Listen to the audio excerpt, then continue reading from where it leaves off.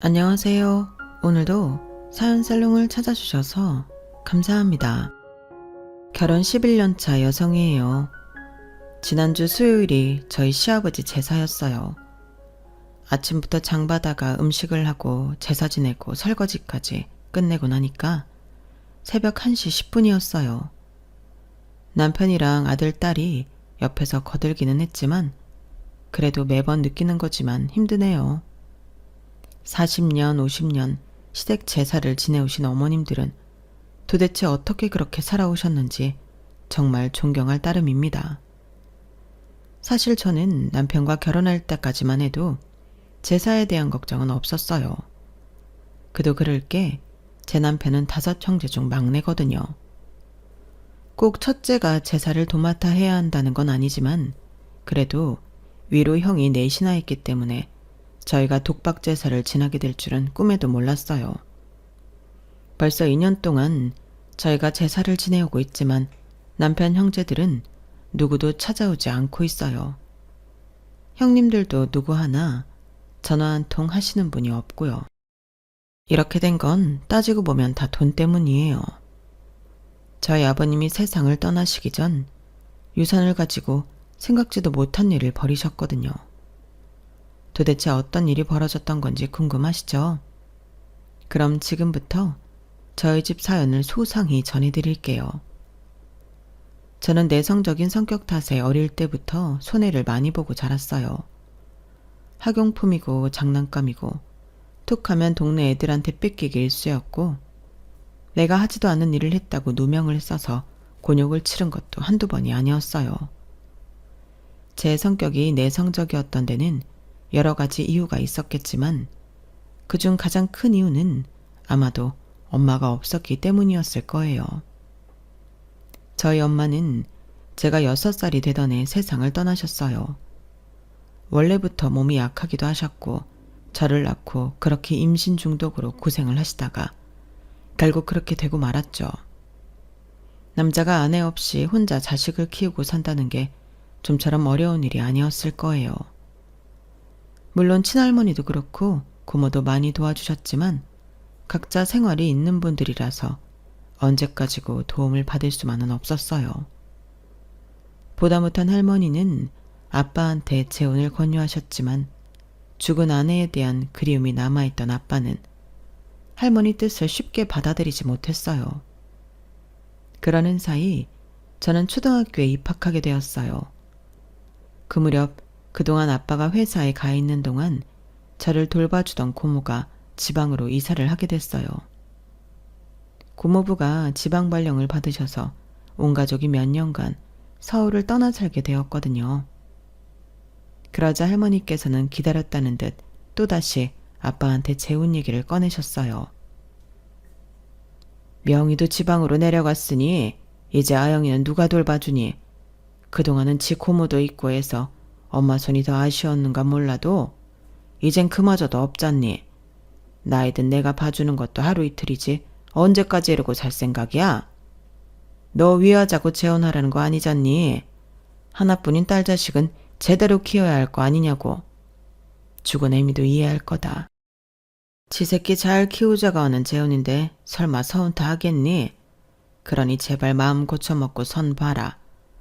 한 살이라도 후처도 젊을 때 들여야지. 더 나이 들면 오겠다는 사람도 없어. 아빠도 이번에는 전처럼 무작정 거절하지 못했어요. 할머니 말씀이 틀린 게 하나 없었으니까요. 그렇게 아빠는 재혼을 목적으로 선자리에 나갔고 여러 번의 실패 끝에 지금의 새엄마를 만나게 되었어요. 아빠한테 엄마를 소개한 건 할머니가 아니라 저희 집 근처에서 부동산 중개소를 하시는 아주머니였어요. 내가 이 자리에서 부동산만 32년째야. 사람 됨됨이는 저 문고리 열고 들어오는 순간 딱 알아본다고. 남자들은 순종적이고 새침 떠는 여자가 최고인 줄 알지만 내 기준으로 봤을 땐 절대 아니야. 자고로 여자든 남자든 간에 의리 있고 책임감 강한 사람이 최고라고. 예쁘고 젊은 여자? 그런 여자가 보기는 좋을지 몰라도 데리고 살아보면 다 얼굴값하고 그런다고. 아영이 키워줄 여자 찾는 거라며 그럼 더 볼 거 없어. 내가 골라준 여자랑 결혼하면 후회 안 할 거라고. 어때? 한번 만나볼래? 걸걸하고 성격 좋기로 유명한 부동산 아주머니는 아침 저녁으로 저희 아빠를 붙잡아 놓고 세뇌를 시키듯 선자리를 강요하셨어요. 아빠는 몇 번을 거절하다가 결국 마지못해 선자리에 나가게 되었죠. 아빠 말로는 새엄마의 첫인상은 완전 별로였대요. 한 성깔 하게 생겼다나요? 사실 새엄마가 얼굴이 예쁘긴 한데 인상이 강해서 쉽게 말 걸기 힘든 타입이에요.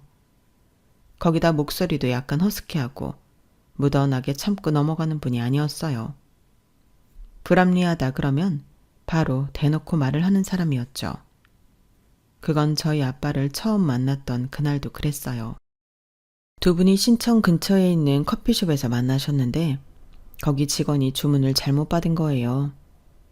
저희 아빠가 회사에서 커피를 마시고 간 참이어서 녹차를 시켰는데 커피를 2잔 가져와서는 자기는 주문한 대로 가져왔다고 우기더래요.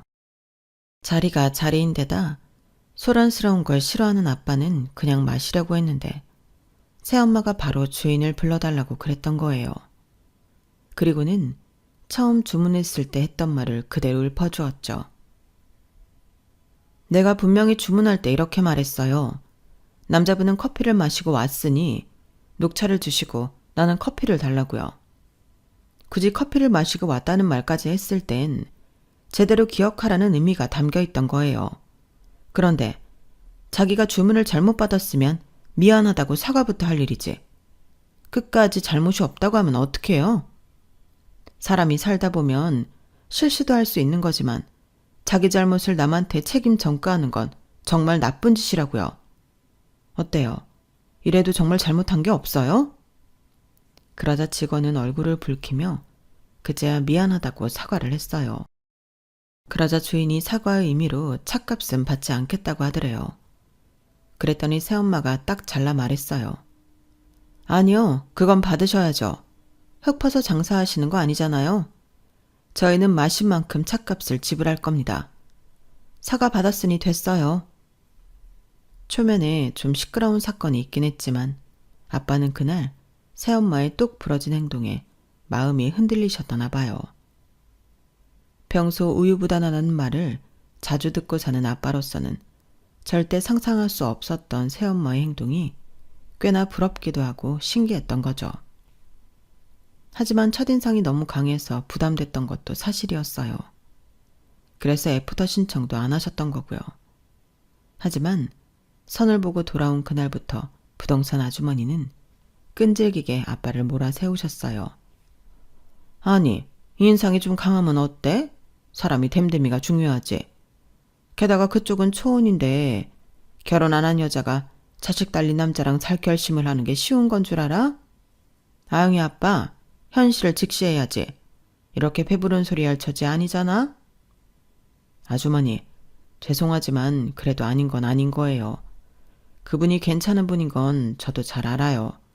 하지만 내 아이를 키워줄 사람인데 조금은 더 유하고 부드러운 사람이면 좋겠어요. 나 참 부드러운 게 좋으면 빵집 가서 생크림 케이크나 사드시구랴. 사람이 크림도 아니고 뭔 부드러운 걸 찾아. 결국 그렇게 아빠의 재혼은 물 건너가나 했어요. 그런데 두 분이 인연이었던 건지 얼마 뒤 우연히 다시 만나게 됐지 뭐예요. 그날은 할머니가 아파서 못 오시는 바람에 아빠가 퇴근할 때까지 저 혼자 집을 지키고 있던 날이었어요. 하필 그날따라 집에 간식도 없어서 쫄쫄 굶고 있다가 아빠가 주고 가신 1,000원짜리 한 장을 들고 근처 슈퍼에 가게 되었죠. 사탕이랑 과자를 골라서 계산대에 올려놓고 1,000원짜리를 계산대에 올려놨는데 슈퍼 아줌마가 전화 통화를 하시며 돈부터 집어들곤 돈통에 넣으시더라고요.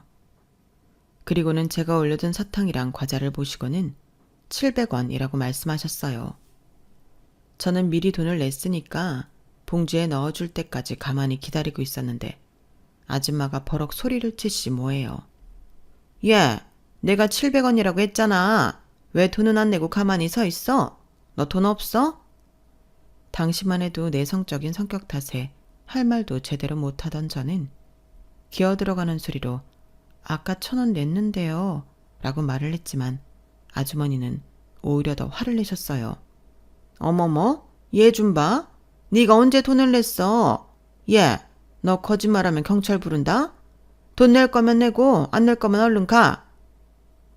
그 말의 순간 저는 울음을 터뜨렸고 슈퍼 아주버니는 재수없이 애가 왜 우냐며 손으로 저를 툭툭 치며 짜증을 내셨어요.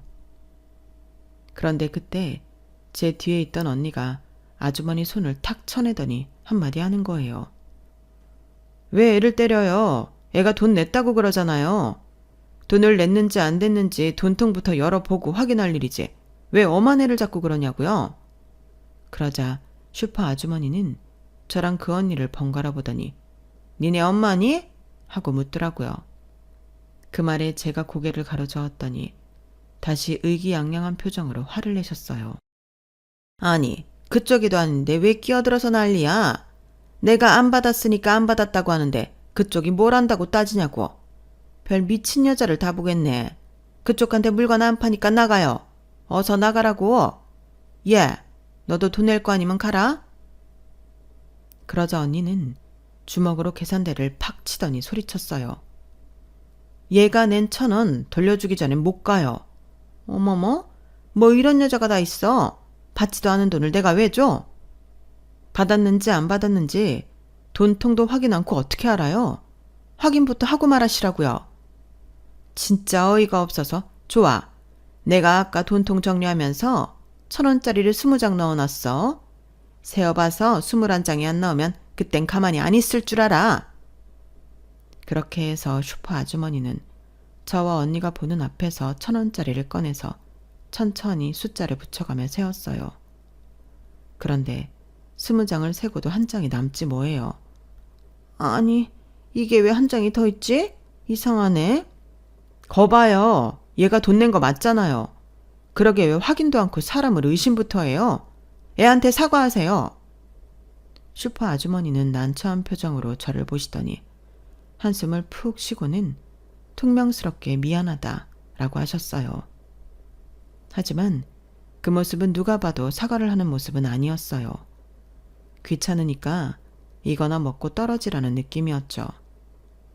제 뒤에 있던 언니도 그렇게 느꼈는지 그게 무슨 사과냐며 다시 제대로 사과하라고 소리쳤어요.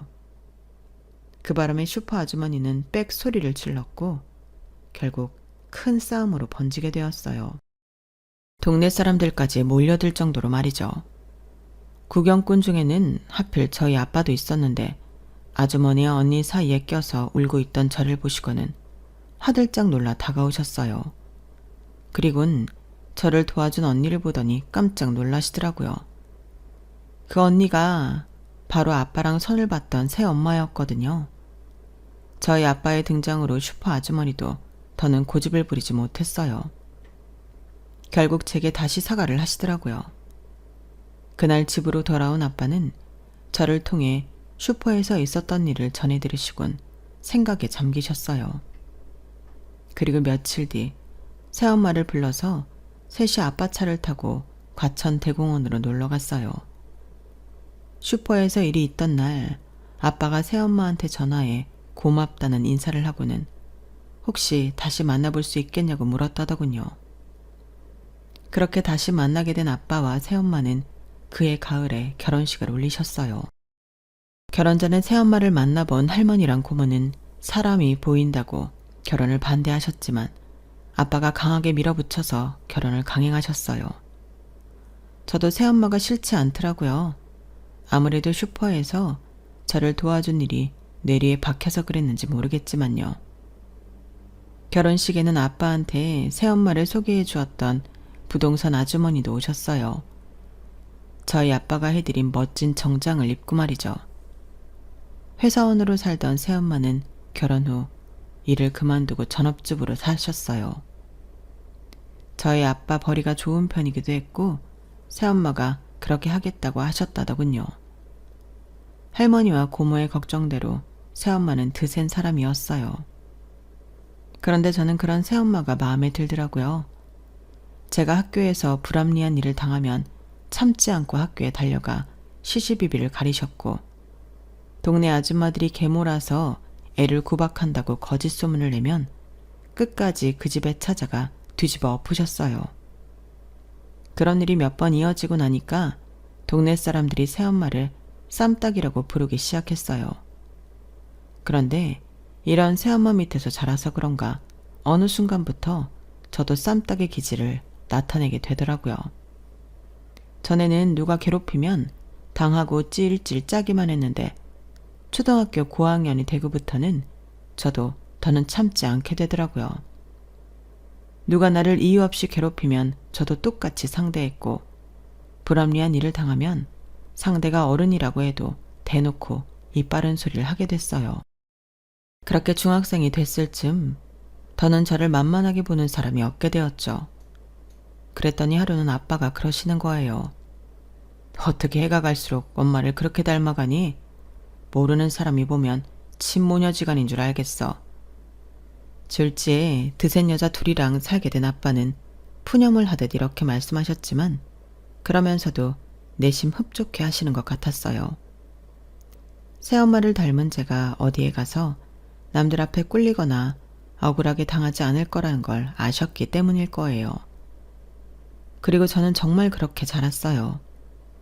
내성적이라서 억울한 일을 당하고도 제대로 따지지도 못했던 소심쟁이에서 건드리면 피바닥이 되는 쌈딱으로 거듭났거든요. 그래서 고등학교를 남녀공학을 다녔음에도 누구 하나 제게 다가오는 남학생이 없었어요. 복도를 지나다가 어깨라도 부딪히면 사색이 돼서는 먼저 사과하기 바쁘더라고요. 그건 대학에 들어가서도 마찬가지였어요. 심지어 선배 오빠들까지도 저한테는 강제로 술을 먹이거나 장난이라도 성차별 같은 건 절대 하지 않았거든요. 나를 무시하거나 괴롭히는 사람이 없다는 건 좋았지만 강한 성격 탓에 이성을 사귈 기회조차 없었다는 건 정말 가슴 아픈 일이었어요. 그래서 졸업 후 회사에 취직을 하게 됐을 때 어떻게든 이놈의 성격을 죽이고 다가오기 쉬운 여자가 되어보자 결심했어요.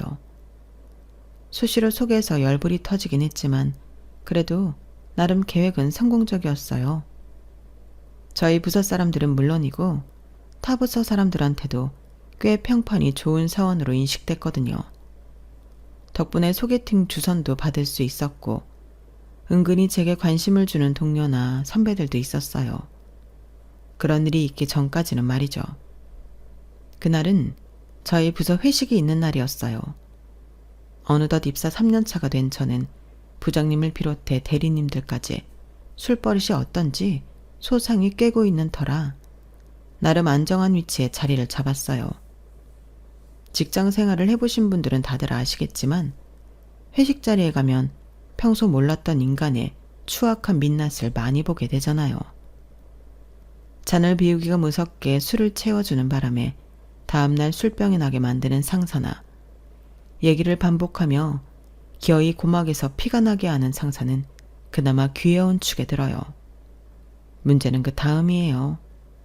은근슬쩍 여직원한테 성적인 농담을 하거나 스킨십을 하는 상사들이 바로 주요 인물들이죠.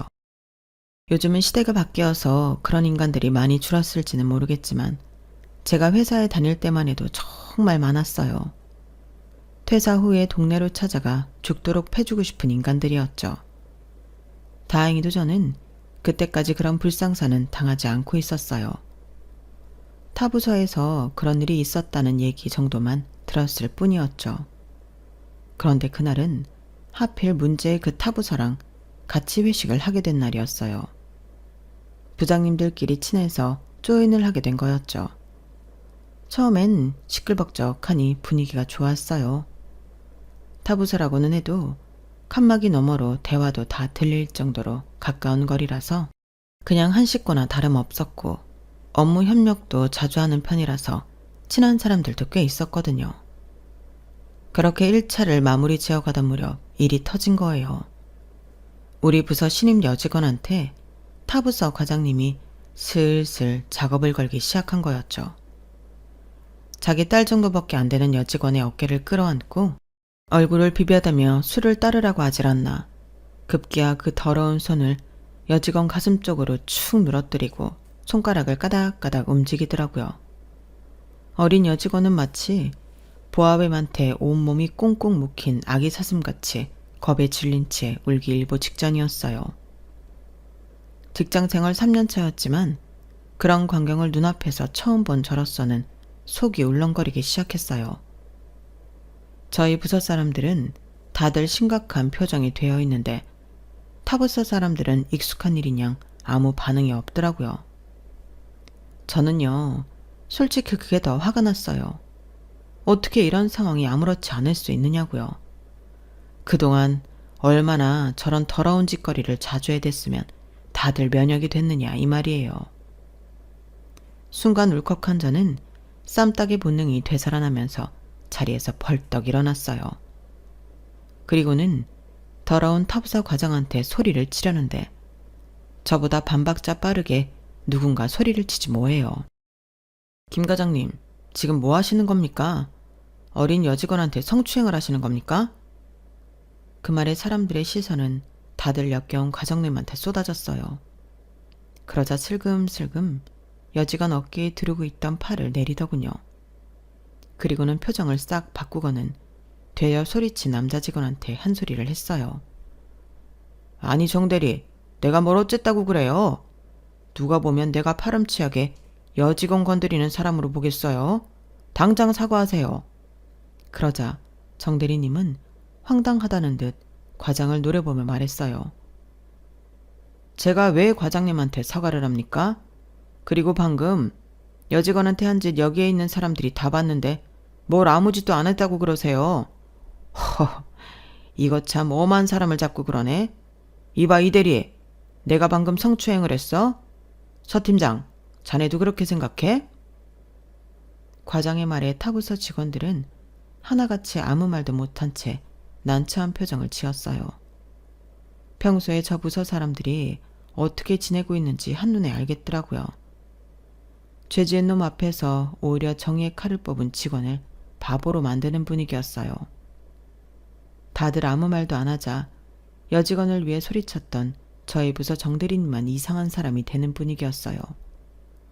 우리 부서 사람들조차도 웅성웅성 대기만 할 뿐 누구 하나 정대리님을 돕는 사람이 없더라고요. 그래서 제가 대신 총대를 맸지 뭐예요. 정대리님 말이 맞아요. 방금 전까지 과장님께서 서하연 씨 어깨에 팔을 두른 채 손가락으로 가슴을 툭툭 건드신 거 저도 똑똑히 봤습니다. 이건 엄연히 성추행입니다.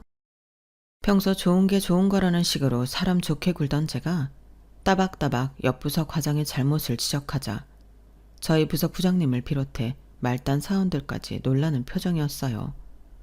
상황이 이렇게 되자 타부서 과장님은 태도를 바꿔서 별일 아니다라는 식으로 말했어요. 에이, 또 무슨 말을 그렇게 하나? 내가 언제 가슴을 만졌다고 그래? 그저 딸 같아서 격려해주다가 실수로 한번 닿았나 보지. 말 같지도 않은 뻔뻔한 변명에 순간 꼭지가 확 돌더라고요. 실수요? 그걸 어떻게 실수라고 하세요? 전요, 과장님 손가락이 피아노 치는 줄 알았어요. 어쩌다 한번 친 것도 아니고 손가락 5개를 그렇게 휘둘러 놓고 실수라니. 그걸 누가 믿어요? 그리고 딸 같아서 그러셨다고요? 과장님은 평소에도 따님 가슴에 손대십니까? 격려를 하시려거든 말로 하시면 될걸. 상대가 원치 않는데도 왜 굳이 몸으로 하시냐고요. 그래놓고 반성도 안 하시고 오히려 정대리님한테 사과를 하라니 이게 말이 된다고 생각하십니까? 저는 이번 일은 그냥 넘어가면 안 된다고 생각합니다. 반성하지 않는 사람은 자신의 잘못에 합당한 처벌을 받아야 된다고 생각하고요. 앞으로 또다시 이런 일이 벌어지지 않도록 공개 사과를 요구합니다. 제 말이 끝나자 거기에 있던 부장님 2분을 비롯해 모든 직원들이 입을 떡 벌린 채 저를 바라봤어요. 상황이 이렇게 커지자 부장님 2분은 얼굴이 일그러졌고 사고를 친 과장놈은 얼굴이 하얗게 질렸어요. 그날 회식은 그렇게 끝나고 말았고요. 다음날 제가 출근을 하자 평소와 달리 저희 부서 사람들이 저를 경계하는 눈빛을 보내더라고요. 말로는 잘했다고, 용기 있는 모습에 감탄했다고 했지만 눈빛은 우리 부서에 시한폭탄이 있었구나 하는 생각을 하는 것 같더라고요. 결국 그 일로 옆 부서 과장은 지방협력사로 자천되었고 공개 사과 대신 성추행을 당한 여직원에게 유급 휴가와 위로금이 지급됐어요. 그리고 저는 순식간에 쌈딱으로 등극해 기피 대상이 되어버렸죠. 하지만 잃는 게 있으면 얻는 게 있다고 평판은 잃었지만 남편은 얻게 되었어요. 그날 제일 먼저 여직원을 위해 용기 냈던 정대리님과 사귀게 되었거든요. 바로 연애를 시작한 건 아니고 그 일로 제가 사람들한테 따돌림 아닌 따돌림을 받자 정대리님이 저랑 밥도 같이 먹어주고 업무적으로도 많이 도와주셨거든요.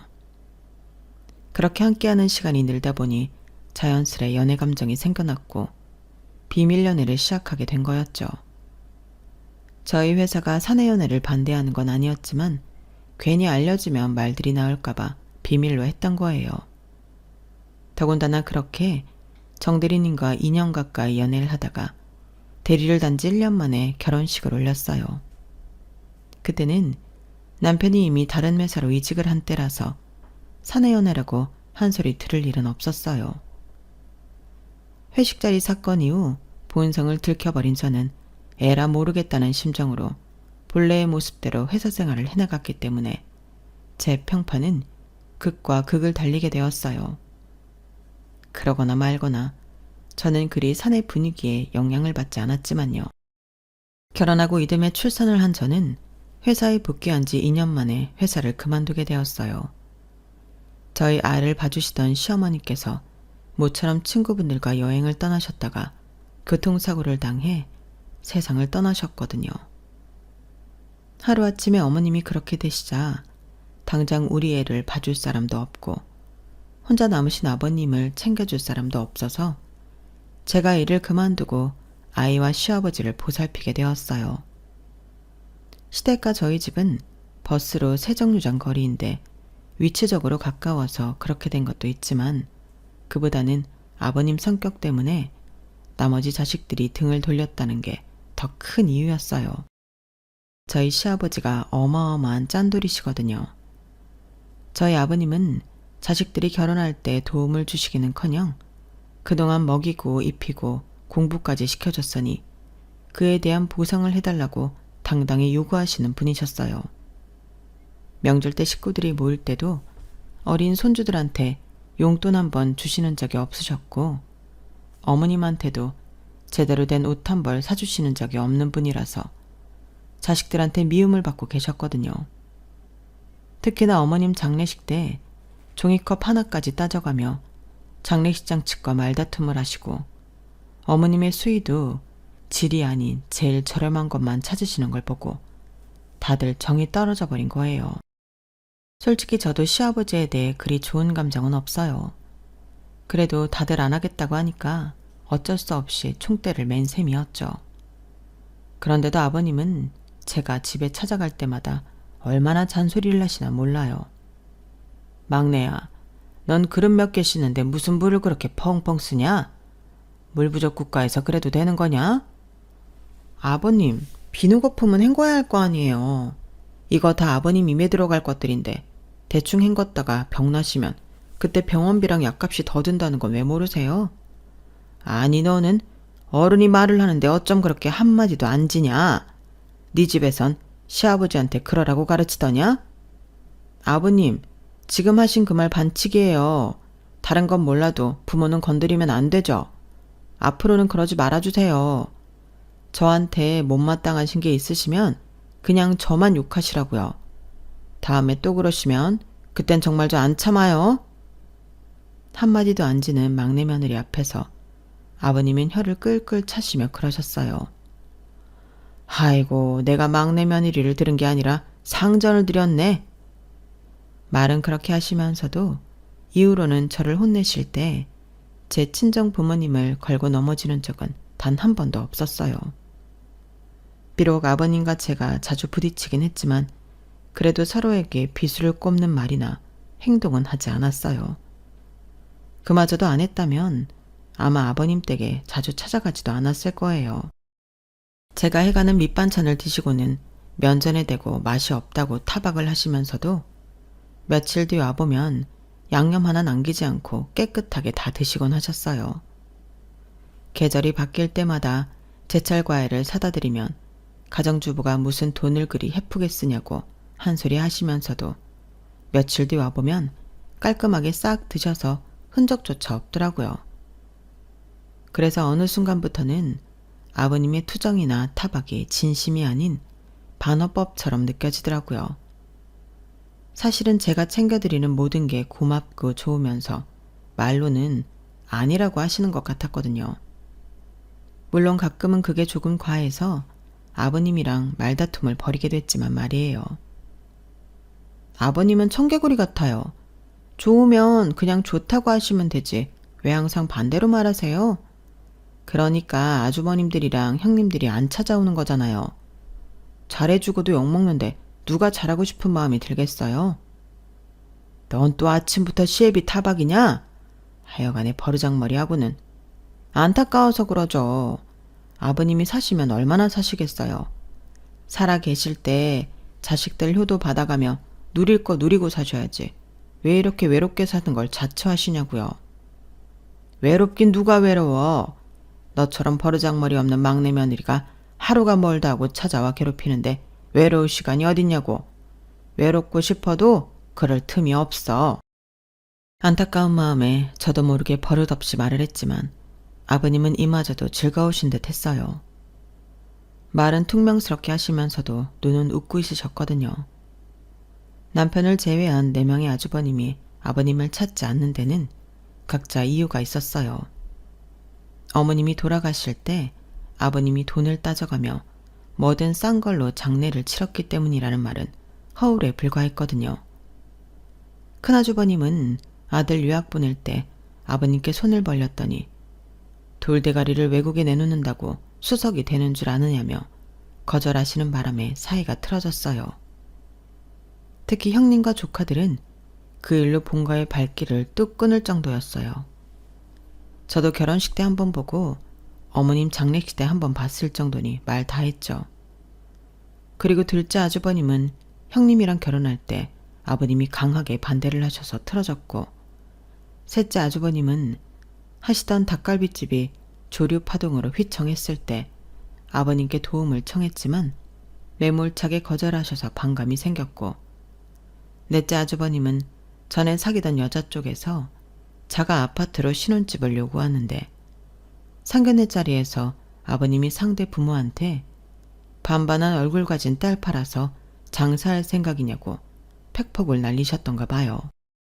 그 일로 넷째 아주버님은 파혼을 하게 되었고 아직까지도 결혼을 못한 채 혼자 살고 계세요. 이렇듯 각자의 사정으로 아버님과 등을 돌리는 바람에 아직까지 아버님과 큰 문제가 없었던 제 남편만 아버님을 챙기는 중이랍니다. 저는 뭐 남편 잘못 만난 죄로 이러고 사는 거고요. 그런데 사실 따지고 보면 아버님이랑 대화를 하다 보면 말다툼을 하면서도 은근히 재미는 있어요. 아버님 놀리는 재미도 쏠쏠하고요. 남들이 보기에는 버르장머리 없이 시아버지한테 따박따박 말대꾸한다고 그러실지 모르지만 저희 아버님도 그걸 은근히 즐기신다는 걸 저는 느낀다니까요. 그리고 괴팍한 시아버지한테 이 정도도 안 하면 어떻게 살겠어요. 다 나름의 생존 방식인 거죠. 그런데 세월엔 장사 없다고 평생 독불장군으로 군림할 것 같았던 아버님이 80을 몇 달 앞두고 세상을 떠나신 거예요. 그날도 밑반찬을 해서 아버님 댁에 찾아갔는데 평소 같으면 안방에서 고개를 삐쭉 내미시곤 잔소리부터 하시던 분이 인기척이 없는 거예요. 아직 주무실 리는 없는데 웬일인가 싶어 안방에 들어가 봤더니 주무시던 채로 세상을 떠나셨더라고요. 이내 남편한테 전화를 하고 구급차를 불렀습니다. 아버님이 돌아가셨다는 소식에 아주버님들과 형님들은 속속히 장례식장으로 달려왔고 그렇게 아버님의 마지막을 온 가족이 보내드릴 수 있었어요. 장례를 마치고 다음 날 기진맥진해서 집에 누워있는데 순간 아버님이 돌아가시던 날 제가 들고 갔던 삼계탕과 밑반찬을 식탁 위에 그대로 올려놓은 게 기억이 나더라고요. 날도 더운데 다 상했겠다 싶어 부랴부랴 아버님 댁으로 갔어요. 그런데 세상에, 평소에 발길도 두지 않던 아주버님들과 형님들이 다들 모여있지 뭐예요. 뭘 찾는 건지 서랍이란 서랍은 다 열어젖히고 아주 난리도 아니더라고요. 그러다 큰형님이 저를 발견하고는 대뜸 그러는 거예요. 막내 동서, 잘 왔어. 동서도 같이 찾아봐. 글쎄 아버님이 금고에 유산을 남기셨다지 뭐야. 하여간에 놓친애하고는 비밀번호만 딸랑 알려주면 어떡해. 금고 위치를 알려줘야지. 암튼 지금 다들 금고 찾고 있으니까 동서도 빨리 찾아봐.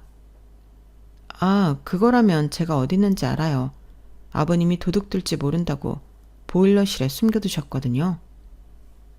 제 말이 떨어지기가 무섭게 아주버님들은 보일러실로 달려갔고 곧이어 아버님의 낡은 금고를 들고 오셨어요.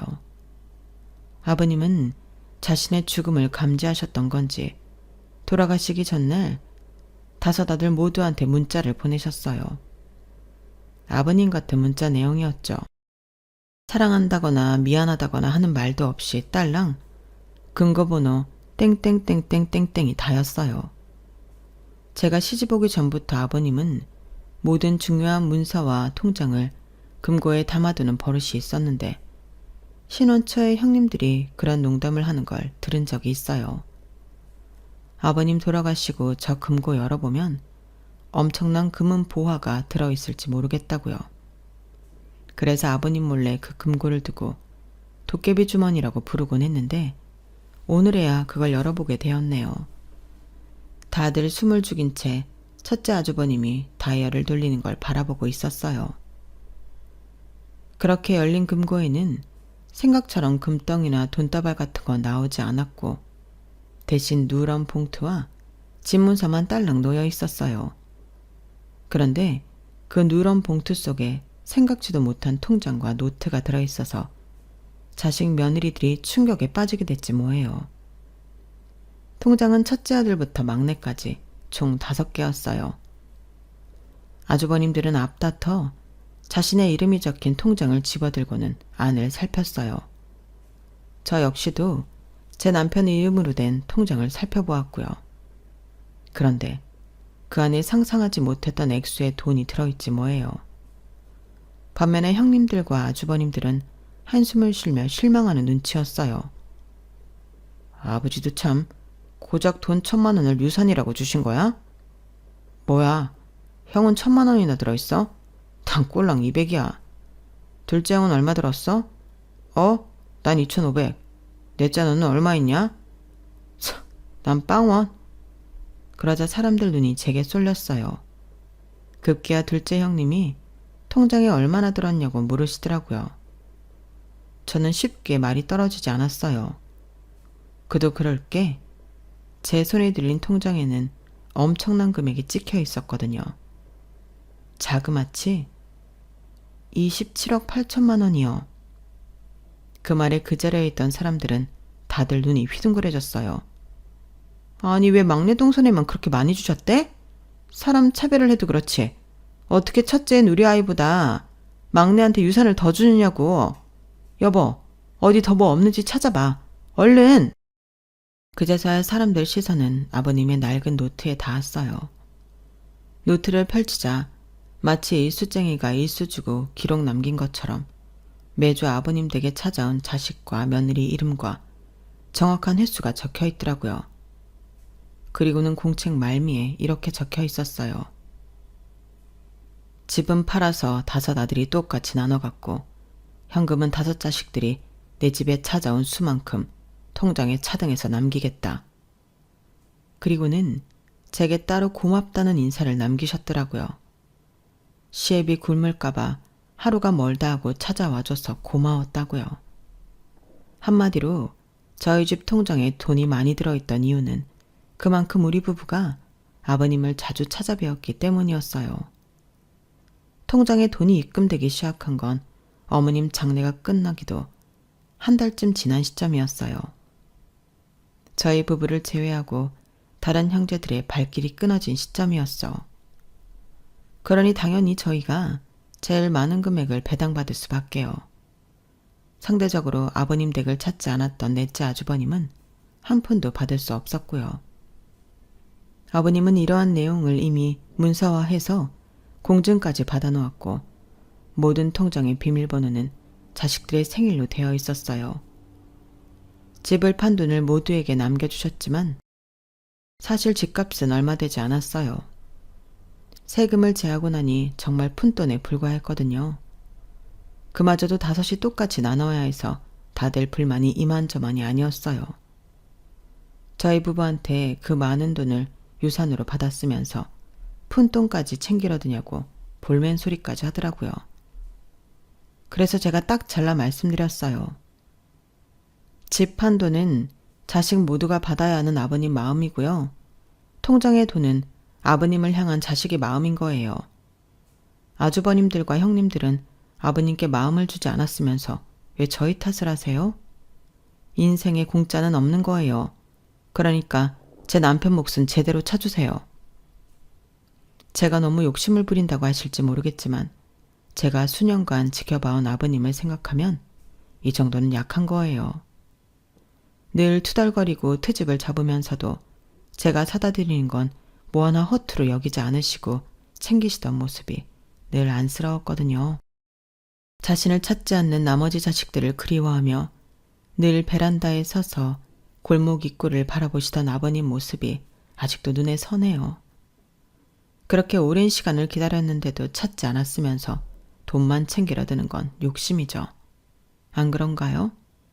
그래서 한 푼도 더 주고 싶지 않았어요. 아버님이 돌아가시고 2년이 넘었지만 아직도 아버님 목소리가 들리는 것 같아요. 돈을 받았으면 값을 해. 이렇게 말이죠.